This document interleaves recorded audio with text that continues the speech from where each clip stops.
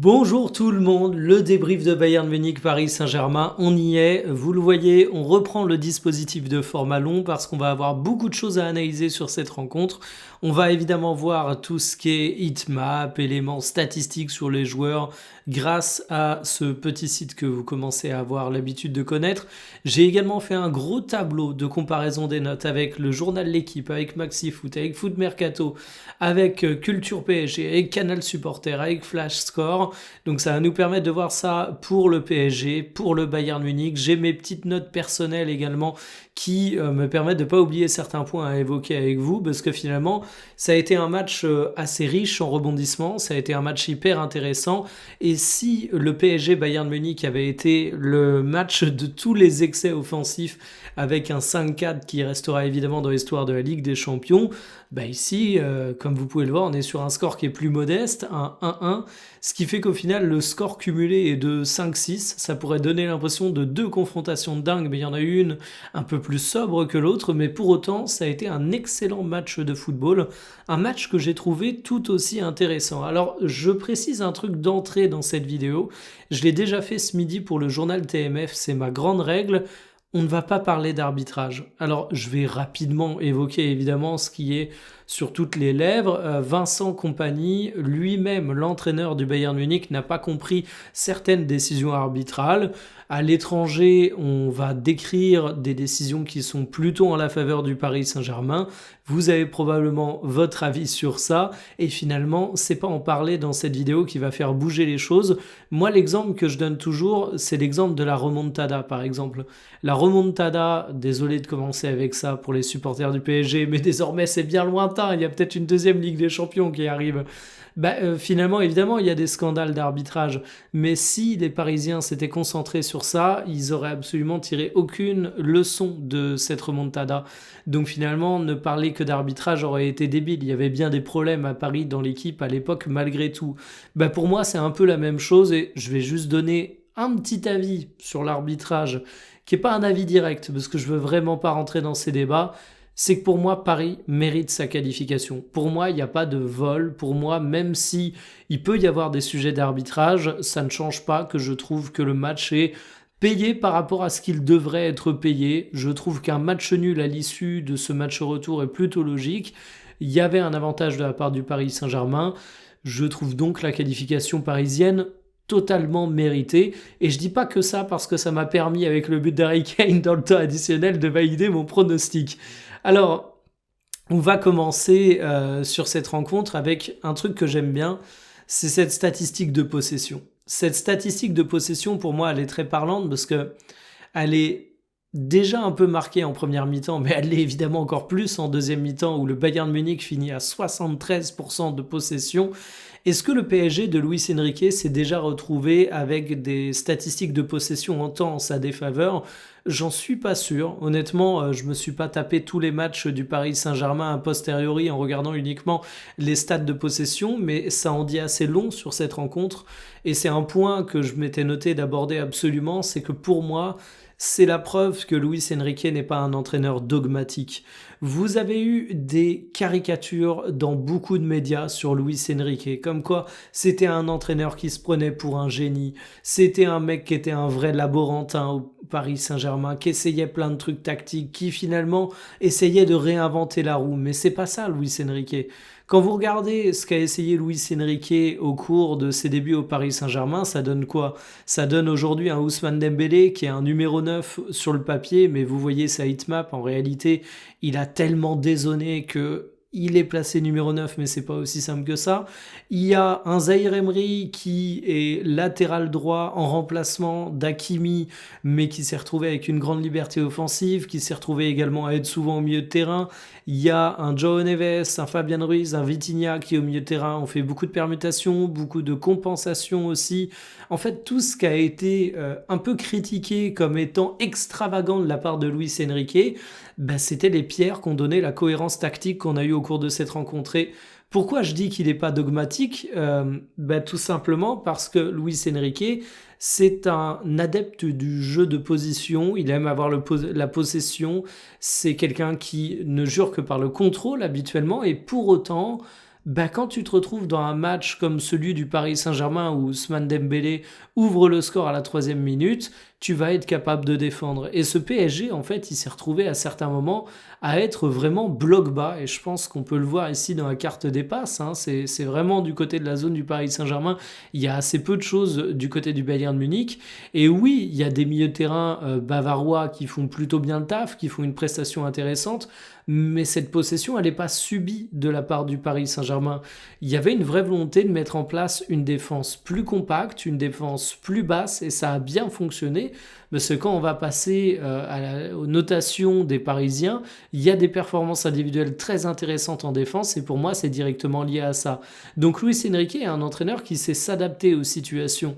Et c'est pareil, on y reviendra dans l'évaluation de pas mal de choses, mais pour Safonov, on va regarder une stat qui sur le papier a l'air de faire mal. C'est ça. J'avais pas vu le schéma, c'est une dinguerie. Mais les dégagements de Safonov, c'est énormément de longs ballons. Des longs ballons qui sont très très proches de la ligne de touche, voire qui ont carrément fini en touche. Or, vous connaissez le cliché. Ah, Luis Enrique, c'est un entraîneur qui aime les gardiens qui ont du jeu au pied. Et en vrai, je devrais même pas prendre cette voix de caricature insultante et un peu moqueuse, parce que c'est vrai, Luis Enrique, il aime bien les gardiens qui ont un bon jeu au pied. C'est pour ça qu'il y a eu notamment Donnarumma qui a été exfiltré du côté de Manchester City, le recrutement de Chevalier, bon, qui n'est pas une réussite, mais vous avez un petit peu l'idée. Mais au cours de cette rencontre, en fait, on a demandé à Safonov de jouer sur le côté. Pourquoi ? Eh bien, tout simplement parce que tu sais qu'au Paris Saint-Germain, t'es pas le roi des seconds ballons. En fait, quand t'as un ballon long qui arrive au milieu de terrain, que t'as que des joueurs d'1m70, je caricature à peine, et Fabien Ruiz qui est grand mais qui a jamais rien touché de la tête, tu vas potentiellement perdre les duels, tu vas donc perdre le ballon et tu vas te retrouver avec des espaces et tu vas t'exposer à des contres. Et ça, c'est une chose que t'avais pas envie du côté du Paris Saint-Germain. Alors que la mettre sur le côté, certes, quand tu le dégageais directement en touche, tu pouvais te dire, ah, Safonov, il fait une connerie.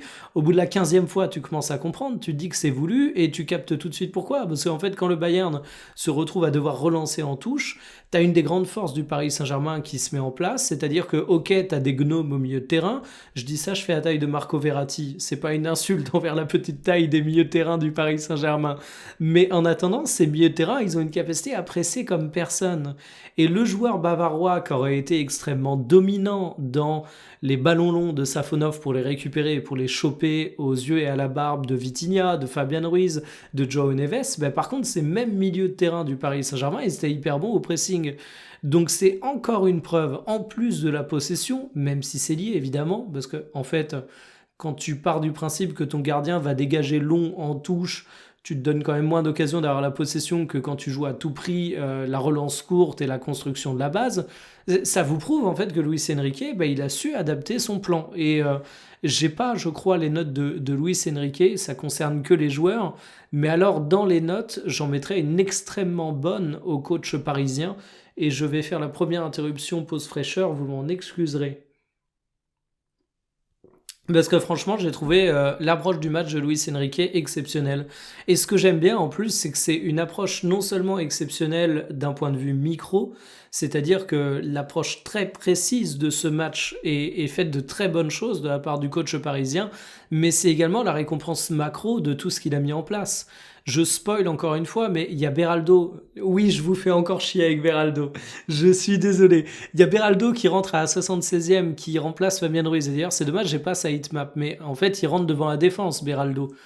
Et Beraldo, milieu de terrain, c'est un truc que je trouve de plus en plus intéressant. Je vous ai dit, c'est peut-être quand même, c'est peut-être plus une solution pour la Ligue 1 que pour la Ligue des Champions. Mais finalement, il a quand même joué, je reviens au stade, il a joué quoi, un quart d'heure, 16 minutes, 14 minutes, Beraldo.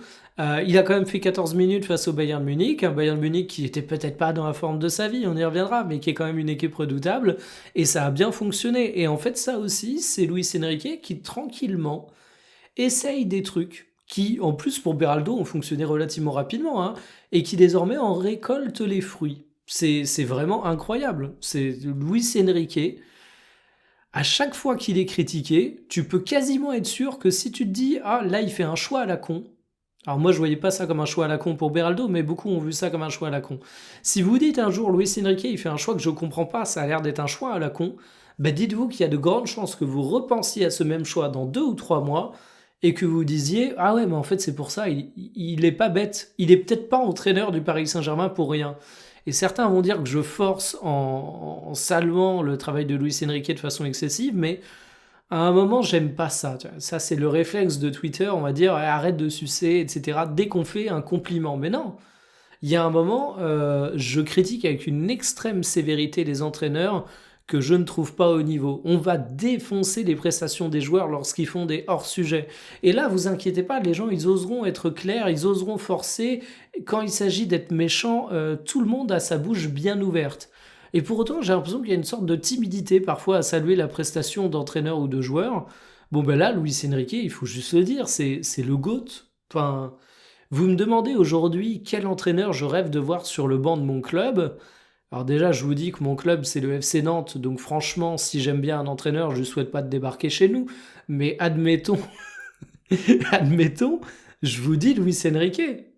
En ce moment, je suis persuadé que Luis Enrique est un entraîneur que les supporters du PSG n'échangeraient pour rien au monde. Vous demandez à un... Enfin, vous êtes supporter du PSG, peut-être, si vous regardez cette vidéo, dites-le moi en commentaire. Si demain on vous propose Guardiola, si demain on vous propose Jürgen Klopp, si demain on vous propose Raymond Domenech, question de citer 3 entraîneurs unanimement reconnus comme les meilleurs, surtout le dernier, le français. Je pense qu'à aucun moment vous échangez Luis Enrique contre Guardiola ou Klopp. Et pourtant, Jürgen Klopp et Guardiola, on est tous d'accord pour dire que ce sont des entraîneurs extraordinaires. Et Raymond Domenech, bien évidemment. Bon, sur ce, vous avez compris un petit peu l'idée. On va commencer au bout de 12 minutes de vidéo, quasiment à attaquer les performances individuelles. Alors, Safonov, j'en ai déjà beaucoup parlé. Alors, Safonov, quand on regarde la presse, il a été noté en moyenne 6,8 et à noter que ça fait assez consensus. C'est un match qui a été apprécié, qui tourne autour de 7. Moi, j'ai mis pas vraiment rassurant parce qu'à certains moments, j'ai toujours. Je pense que c'est que j'ai du mal avec notamment certaines sorties de Safonov qui sont assez peu académiques mais qui sont efficaces. C'est peut-être juste une question de style de gardien, mais je trouve que 7 est une note plutôt méritée et je l'ai trouvé extrêmement intéressant dans la manière de gérer les ballons longs. Même s'ils ont tous l'air ratés, encore une fois, mais ça, c'est pas de la faute de Safonov. Mais là, c'est plus une question de tactique qu'une performance individuelle du portier russe. J'aurais juste tendance à dire qu'il a fait les interventions quand il fallait et je l'ai trouvé plutôt intéressant. Donc le côté pas vraiment rassurant, en vrai, il est sévère. Je l'ai mis, mais plus pour vous dire que c'était une question de style. Je trouve qu'il a fait le taf et franchement, très content d'avoir Safonov dans les cages parisiennes. Parlons de Warren Zaïre-Emery. Warren Zaïre-Emery, Zaïre-Emery plus offensif qu'attendu, excellent dans toutes les phases sans ballon, voire exceptionnel. Bah là c'est pareil, hein.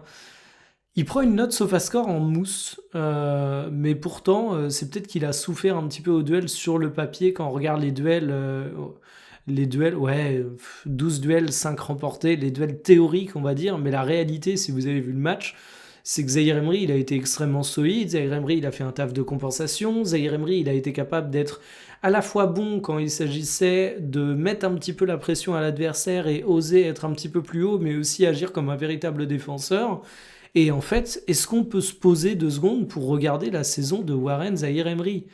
Je trouve qu'elle n'est pas assez saluée. J'ai vu dans la presse popper ici et là des débats sur sa place à la Coupe du Monde en équipe de France. C'est ce qui doit être titulaire en tant que latéral droit, étant donné que Jules Koundé est un peu moins en forme. Et franchement, on nage pas en plein délire quand on dit ça, parce que 51 matchs dans la saison, déjà plus de 4000 minutes de jeu, Zaïre Emery, c'est un truc de ouf. Le mec, il a 20 ans. 20 ans. T'as déjà l'impression qu'il a l'expérience d'un vétéran, d'ailleurs, mais ça, c'est encore une autre histoire. Il a 20 ans, tactiquement, il est capable de comprendre les préceptes de Luis Enrique comme personne. Il est bon en latéral droit, il est bon au milieu de terrain. La pression n'a l'air de lui faire absolument aucun effet. Et c'est un joueur que je trouve monté en puissance dans absolument tous les domaines. Techniquement, il progresse à vue d'œil. Non pas qu'il ait été un pied carré dans le passé, hein, mais je trouve vraiment qu'il est en train de franchir un cap.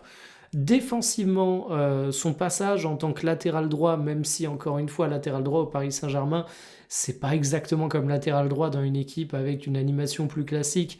Ça lui a quand même fait du bien. C'est un joueur qui a une compréhension du jeu qui se développe de plus en plus. Et en fait, on a souvent tendance à parler de Zaïre Emery. Je l'ai encore entendu hier sur RMC dans la bouche de Daniel Riolo. C'est pour ça que je le dis, parce que dans un précédent débrief, j'ai introduit en disant qu'il était bien plus que ça. On m'a dit évidemment il est bien plus que ça, et je dis ah bah autant pour moi ça fait consensus, mais vu que je l'ai entendu dans l'émission foot la plus écoutée et regardée de France, je me permets de le redire, Zaïre Emery a été décrit comme un bon soldat. Moi je suis pas d'accord.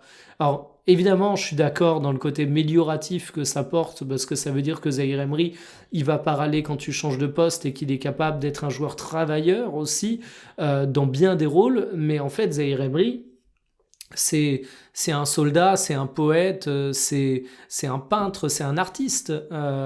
Oui, je force un peu en disant ça. Effectivement, Zaïre Emery, c'est pas encore Pirlo, mais ce que je veux dire par là, c'est que Zaïre Emery, je trouve que c'est un joueur qui a une compréhension du jeu qui est vraiment comme un poisson dans l'eau avec les consignes de Luis Enrique, et que ça mérite d'être souligné et que ça mérite d'être décrit comme plus qu'un soldat. Franchement,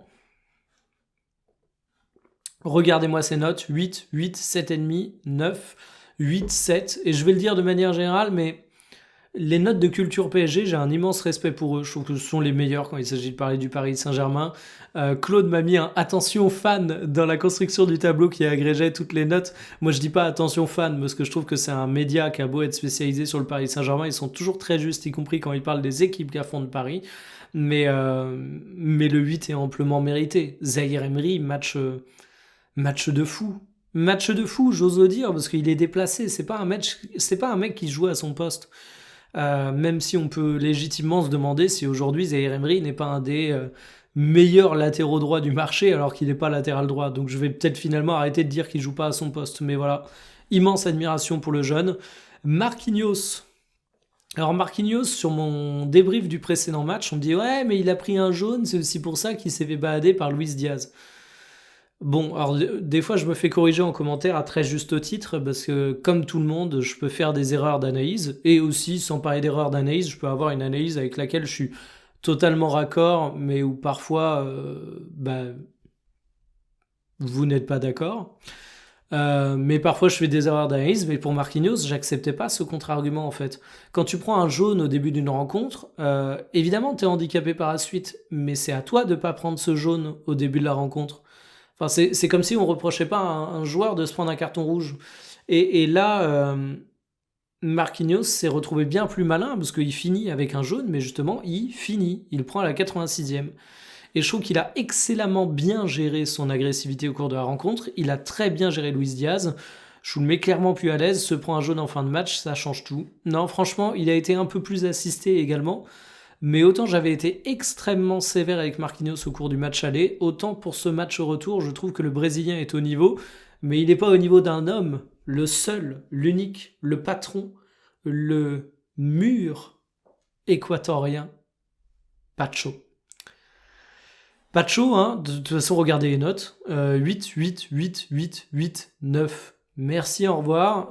Prestation de Champions League. Le costume était de sortie pour un joueur qui a évolué quand même, comme Marquinhos d'ailleurs, hein, assez haut pour une équipe qui jouait assez bas, mais en fait, peut-être des milieux de terrain qui ont été plus bas qu'à l'habitude, comme vous pouvez le constater.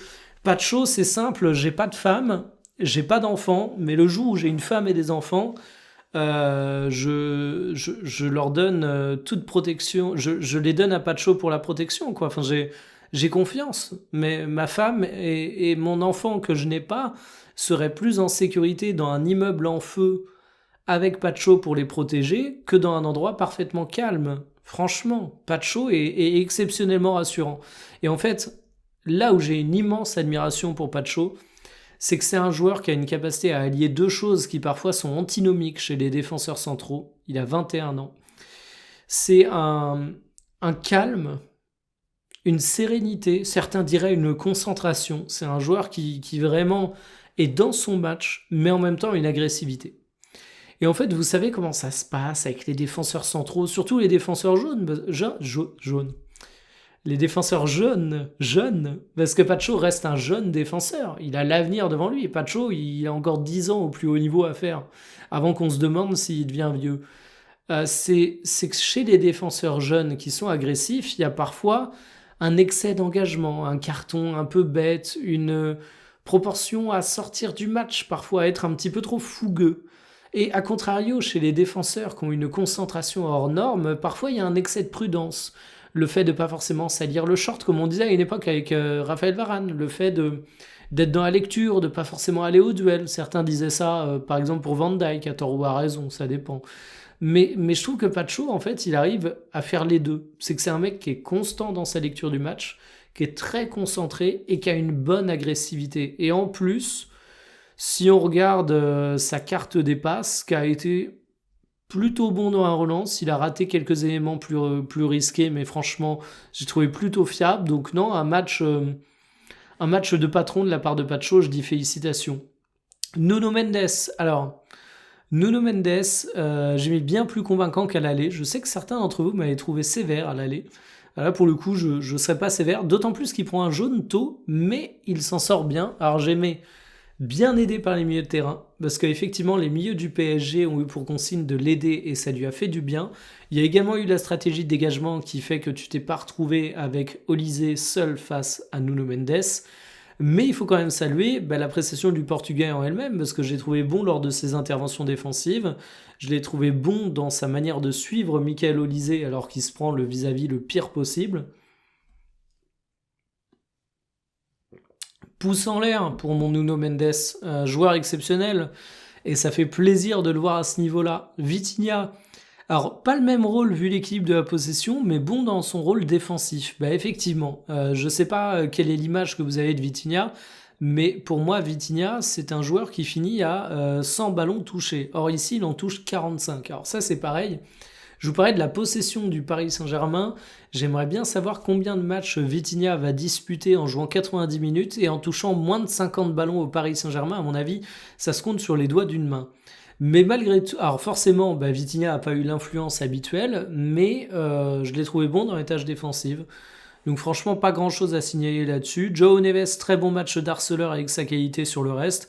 C'est-à-dire que Joao Neves, j'ai toujours tendance à parler de lui sur sa capacité à mettre en place un bon pressing, mais quand il fait une récupération, derrière, c'est un joueur qui a quand même un bagage technique, qui a quand même un plancher bas dans tout ce qu'il peut faire, qui est relativement haut, qui fait que, évidemment, c'est pas qu'un harceleur, mais je l'ai retenu là-dessus.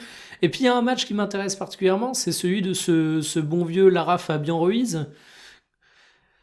Fabian Ruiz qui était de retour pour nous jouer des mauvais tours au milieu de terrain, lui qui était le titulaire à ce poste, le retour du roi on espérait, mais moi je me demandais un peu s'il allait tenir l'intensité physique. Ce bon vieux Fabian Ruiz, il a été à la fois impliqué sur 2-3 bons coups offensifs, à la fois bon dans les compensations défensives, bon dans la lecture du jeu, retour du meilleur Lara Fabian. Hein. Franchement, Fabian Ruiz, je l'ai beaucoup aimé. Je l'ai beaucoup aimé au cours de cette rencontre. Et je mets Beraldo OK à la fin. Voilà. Dembélé. Alors Dembélé, il faut regarder sa hitmap. Hein. Je vous en ai parlé en introduction, mais numéro 9, PTDR.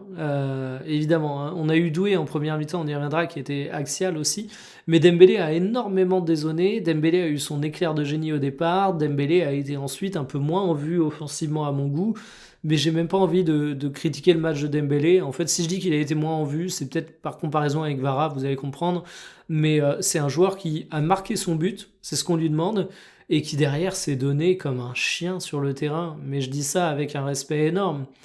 C'est que, en fait, je vais le dire pour Gvara, mais je le dis aussi pour Dembélé, des joueurs qui ont un tel talent, qui sont capables d'autant se donner pour leur équipe, c'est ça l'amour, c'est ça l'admiration. Franchement, je suis pas un fanboy des joueurs de foot. Dembélé, j'ai pu rager comme un fou furieux des fois sur certaines de ses prestations.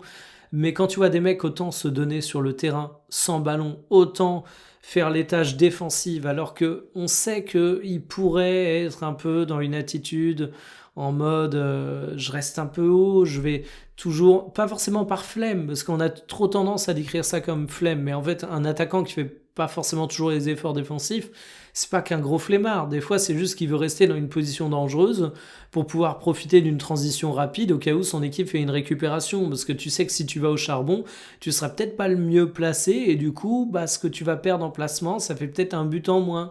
Et bah, peut-être que si Dembélé il avait été un peu plus égoïste au cours de cette rencontre, il y aurait peut-être eu un moment où il aurait été mieux placé sur une phase de récupération, de transition, il aurait mis un deuxième but, il aurait mis un doublé, on aurait dit oh, absolument exceptionnel, Dembélé c'est le ballon d'or.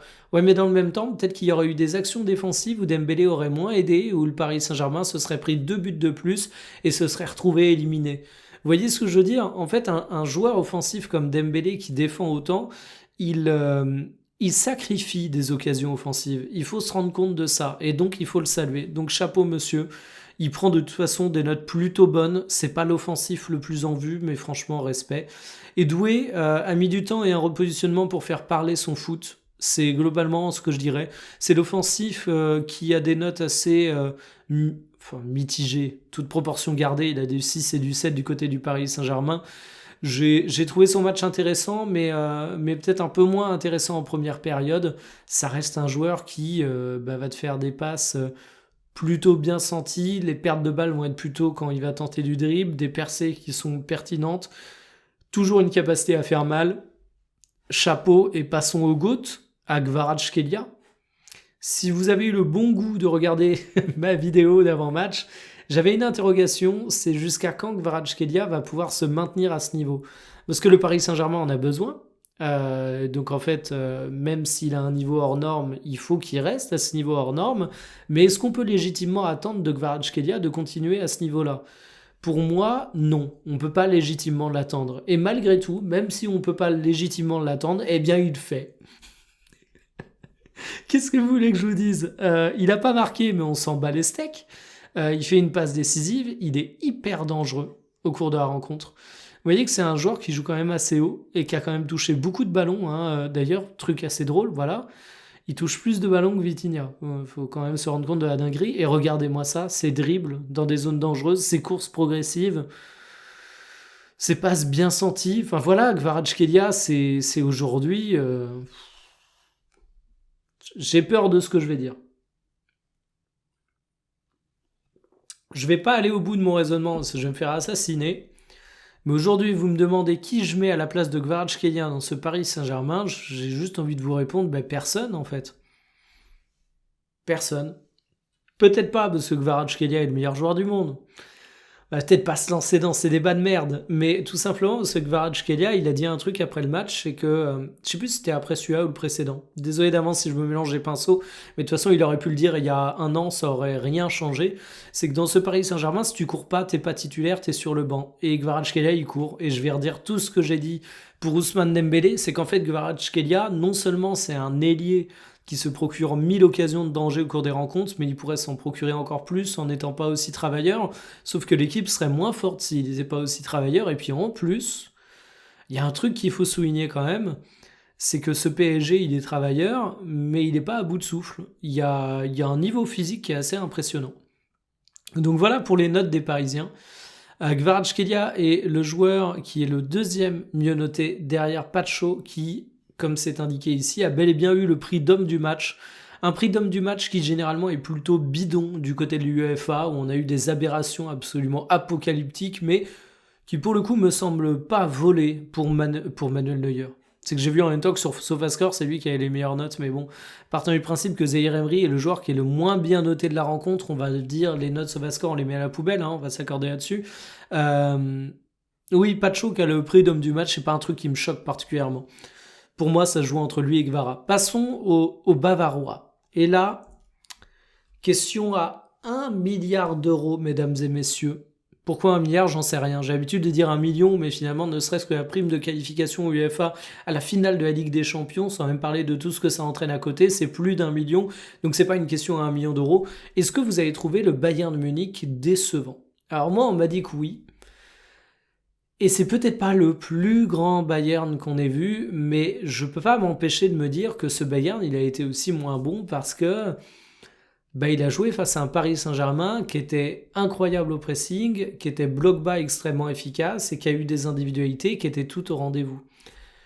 Ce Bayern Munich, je vais avoir du mal à le juger avec sévérité. On va commencer par Manuel Neuer, qui a un match extrêmement contraire en termes de relance à ce cher Safonov, parce qu'il en a réussi bien plus, et parce que lui, pour le coup, il n'avait pas de crainte sur le fait de rater ses seconds ballons, même si vous voyez que tout n'a pas été forcément réussi, mais bon, 70% de précision de passe, c'est quand même pas mal du tout. 58% des passes longues. Manuel Neuer, j'ai trouvé vraiment bon. Le Paris Saint-Germain a été clinique au cours de la rencontre parce que finalement, 15 tirs, 1,06 expected goals, ça aurait pu donner plus de buts et plus de expected goals à mon goût. Vraiment. Enfin, il y a des arrêts de Manuel Neuer où je me dis qu'ils sont vraiment intéressants. Et d'ailleurs, vous voyez ce qu'on appelle les X-GOAT, qui sont les expected goals une fois qu'on a le tir. Enfin, je vais mélanger les pinceaux si j'explique ça en direct, mais disons que c'est quand même un peu plus parlant quand tu estimes la qualité des interventions d'un gardien de but de regarder ça directement, parce que ça te juge une fois que tu as bel et bien enclenché le truc. Et Emmanuel Neuer, il a des notes plutôt ok, bah d'ailleurs c'est le Bavarol mieux noté, j'avais pas fait gaffe. Je mets bons arrêts, très bon jeu au pied, utile pour éviter le premier pressing, parce que oui, effectivement, Manuel Neuer avait cette contrainte, c'est que quand tu as Dembélé, Gvara et Doué devant, si tu relances tranquillement passe courte à Ta ou Upamecano, tu peux te faire surprendre. Il a évité ça, joueur qui fait le taf. Stanisic, pas assez bon dans tout. C'est ce que je voulais mettre, pas dans toutes. En fait, il fait pas un match honteux, hein, mais en fait, il fait un match moyen dans tout, moyen moins, pas forcément à la hauteur de la rencontre. Ta et Upamecano, bon bah Ta, manque de VST, impérial dans les airs, il aurait même pu marquer. C'est un joueur, je sais plus quelle taille il fait. Je me suis posé la question au cours de la rencontre, mais je coupe mon portable durant les matchs et du coup j'ai pas pu checker ça. Il fait 1m94, il me semblait bien que c'était un Golgoth. Je l'ai trouvé intéressant là-dedans, mais en fait t'as vraiment le côté...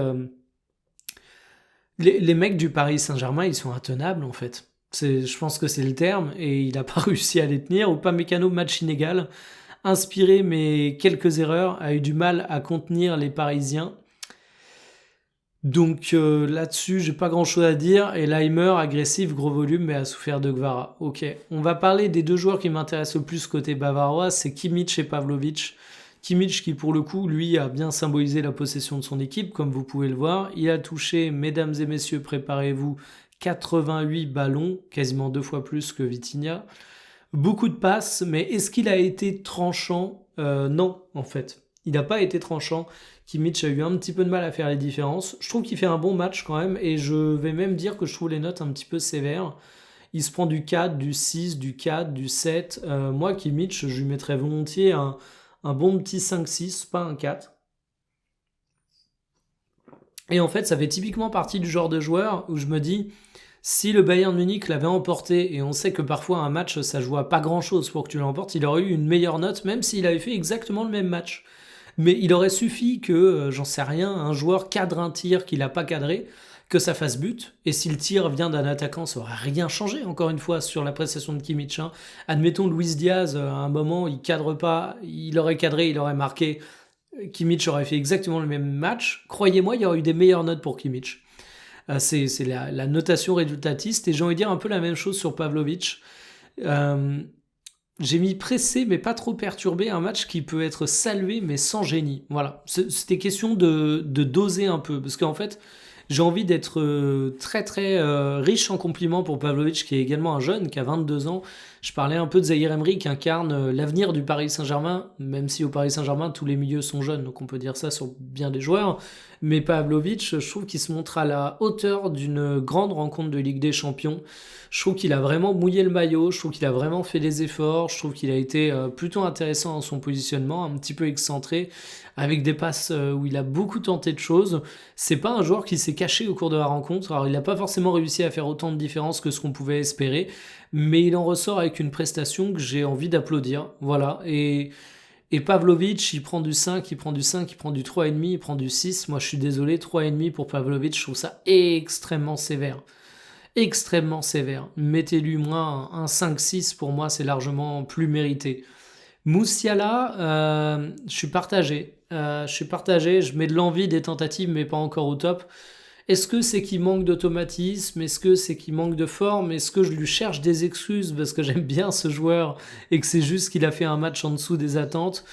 C'est un joueur qui a eu des tentatives, qui a tiré un peu, mais de mémoire, alors, attendez, ouais, c'est ça. De mémoire, ses tirs, c'était tôt. Euh, c'est un joueur qui a pas forcément eu ses décalages de génie. Je le décris souvent comme un mec qui, dans les petits espaces, est génial. Là, il a un peu souffert face à l'atmosphère irrespirable qu'il y avait dès que tu approchais du bloc parisien, de toute façon, il faut le dire. Donc, pas un match à la hauteur de son talent, très clairement. Il se prend des notes assez basses.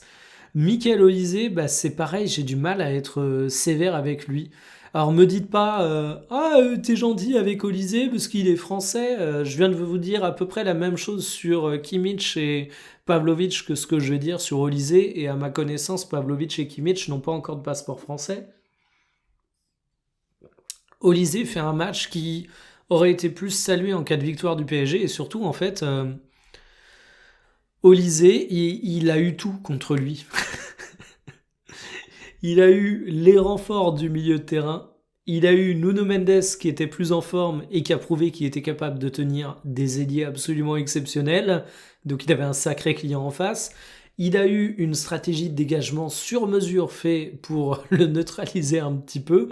En fait, Luis Enrique a beaucoup dû penser à Olysée en préparant ce match. Et je trouve qu'en fait, c'est davantage une neutralisation tactique du français qu'une véritable contre-performance.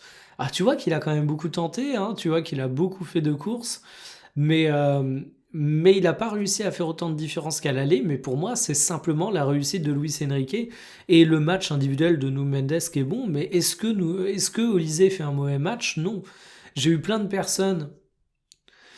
Je vais être. Des fois, j'essaye d'éviter de me mettre dans la sauce, mais là, on est à combien? On est à 36 minutes de vidéo.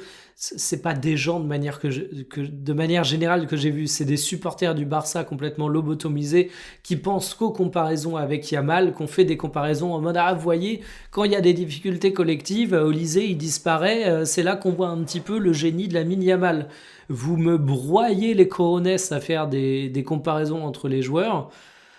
Pour moi, Olysée, c'est pas un match où on peut le critiquer, c'est pas un match où on peut simplement dire ah oui, il a été oublié au match aller. Ben non, merci, Luis Enrique, il découvre pas Michael Olysée lors du PSG Bayern Munich, vous croyez quoi? Mais là, pour le coup, il y a eu un plan qui a très très bien fonctionné.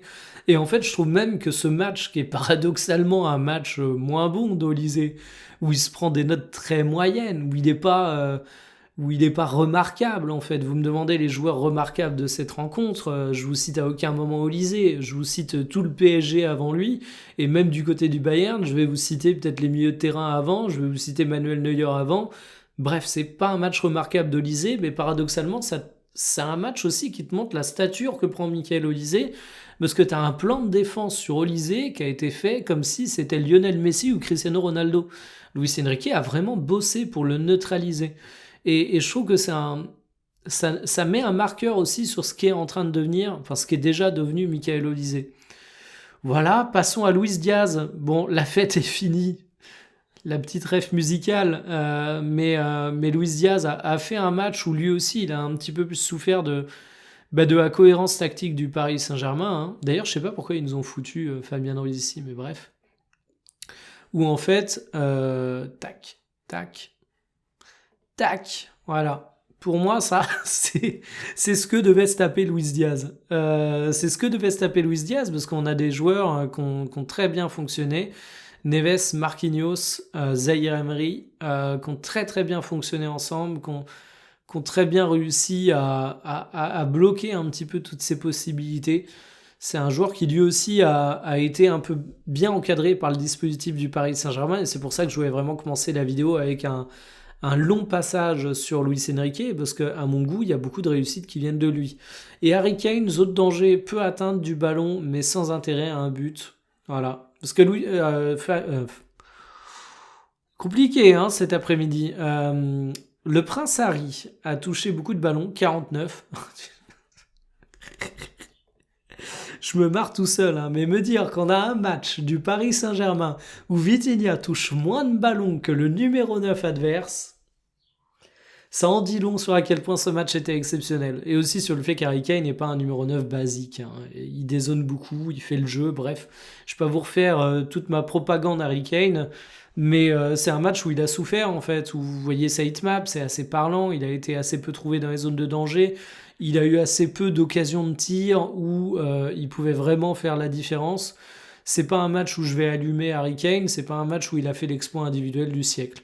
Si je fais un petit peu le global de cette rencontre, au niveau des stats possession Bayern Munich, je pense avoir réussi à vous expliquer pourquoi. C'est pas tant que le PSG s'est fait massacrer et a été privé de ballon, c'est plus une question d'approche tactique. Un grand réalisme du PSG, et plus ça va, plus je me dis que finalement c'est là-dessus que vont jouer les matchs du Paris Saint-Germain. Des tirs qui sont très légèrement à la faveur du Bayern et quelques décisions arbitrales qui ont beaucoup fait parler, mais à mon sens, une qualification qui a été réussie pour le Paris Saint-Germain. Et c'est un match qui m'a fait énormément plaisir. Je tiens à le dire parce que je savais évidemment que j'allais pas me retrouver avec la même physionomie de rencontre que le match aller, mais je m'attendais à voir le PSG jouer son jeu, pas se trahir, et j'aurais pas imaginé que Luis Enrique puisse aborder le match de cette façon. Et là où c'est intéressant, c'est que j'irai pas pour autant dire que le PSG n'a pas pratiqué son football. Parce qu'en fait, je vous remets ce qu'on commande depuis tout à l'heure. Zaïre Emery a fait du Zaïre Emery purement Luis Enrique. Beraldo qui rentre à la place de Fabien Ruiz devant la défense, purement Luis Enrique. L'utilisation de Dembélé au cours du match, purement Luis Enrique. Toutes les consignes tactiques qui ont été données au cours de la rencontre, c'est typique de Luis Enrique. Même si c'est très différent de son jeu de possession habituel. Et c'est ça que j'ai trouvé vraiment intéressant. Et en fait, dans ce match, je me suis dit, encore un truc dans la palette à outils de Luis Enrique. Alors, c'est peut-être pas le chef-d'œuvre tactique de la part du Paris Saint-Germain, même si je considère vraiment que c'est un match qui est très très intéressant et à mettre au crédit de son entraîneur. C'est peut-être pas le match où le Bayern Munich était le plus impressionnant, mais pour moi, c'est un match qui te prouve que la palette à outils de Luis Enrique est encore aujourd'hui en 2026, alors qu'il a tout gagné, profondément sous-estimé, donc ça fait plaisir à voir. Et en tant que personne qui regarde beaucoup de matchs de foot, et quand on regarde beaucoup de matchs de foot, je vais pas vous le cacher, il y a des rencontres parfois où on se fait un peu chier, il faut bien le dire. Ben, j'ai été surpris par ce PSG et non seulement je m'attendais à avoir un bon match, mais j'ai eu une surprise en plus de ça. Dernier point que j'ai quand même envie de dire, bon, Luis Enrique, je l'ai évoqué, Beraldo, la légende début de ce soir, je l'ai dit, le Bayern, je l'ai dit, digression débordement, j'ai envie de finir la vidéo là-dessus, hein, parce que je vous ai fait un petit tweet sur, d'ailleurs on voit pas tout, un petit tweet question d'arrêter d'être full positif. Pourquoi le foot a une image de merde avec une pauvre meuf qui se fait défoncer sa bagnole parce qu'elle a l'audace d'être dans Paris avec un maillot du Bayern Munich et t'as plein de gens qui disaient que c'était justifié. J'ai fait un tweet pour dire que ça me saoulait et j'avais envie de terminer cette vidéo sur une note un peu moins positive parce que ce genre de débordement, moi, ça me casse les pieds. Je sais pas comment le dire poliment, mais j'ai l'impression qu'en fait, les créateurs foot en parlent relativement peu, peut-être parce qu'ils ont peur de passer pour des rabat-joie, de se mettre à dos une partie de leur audience. J'en sais rien, je vais pas te faire de théorie bidon, mais je trouve que c'est un sujet qui est peu abordé. Et moi, franchement, ça me saoule parce que ça donne une image pourrie du foot. Hein, j'ai envie de dire, les mecs, vous gagnez le match sur le terrain, il n'y a pas besoin d'aller massacrer les supporters derrière. Ça renvoie une triste image du foot.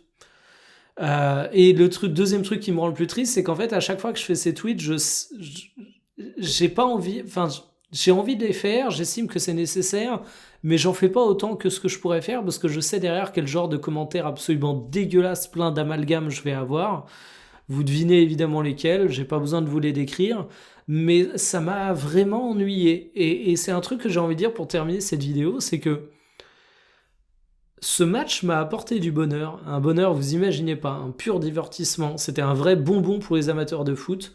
Mais alors, tout ce que j'ai vu autour, les débats sur l'arbitrage, les vidéos de débordement, oh, ça m'a fatigué. Donc voilà, concentrons-nous sur le football. On aime le foot parce que c'est un jeu formidable. Je dis un jeu, volontairement pas un sport, j'insiste sur le côté jeu en fait. Et dans ce match, j'ai vu Luis Enrique jouer, même si c'était un match plus défensif, j'ai vu des idées d'un mec qui prend ça comme un jeu, limite comme une partie d'échecs, mais aussi avec tout l'aspect enfantin que tu peux avoir dans le foot, parce que tu voyais que les joueurs prenaient du plaisir. Le foot est un truc formidable qui me fait énormément kiffer et je pense que parfois il faut un peu plus se concentrer sur le terrain que sur les à côté.